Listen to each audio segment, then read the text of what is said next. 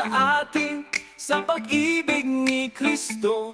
Kahit tumanas pa tayo ng mga pagsubok, paghirap, pag-usig, gutom, kawalan, panganib, o maging kamatayan, kaya na ng sinasabi sa kasulatan, alang-alang sa iyo, palaging nasa panganib ang aming buhay.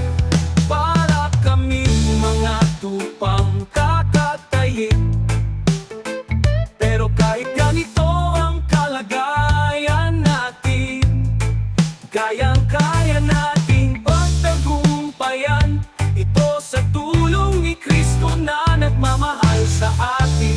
Sapagkat natitiyak ko na walang makakapaghiwalay sa atin sa pag-ibig ng Diyos na ipinakita sa atin sa pamamagitan ni Kristo Jesus na ating Panginoon.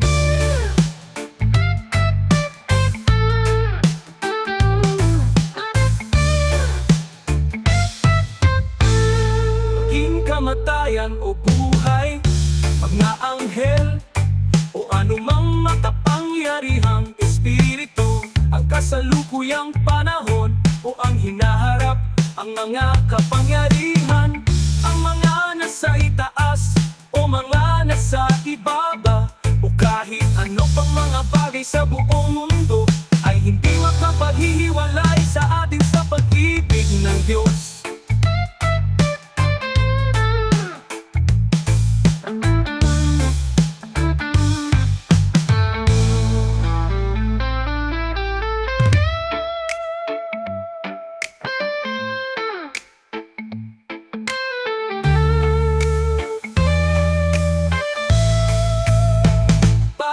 Kami mga tupang kakatayin, pero kahit ganito ang kalagayan natin, kayang-kaya nating pagtagumpayan ito sa tulong ni Kristo na nagmamahal sa atin.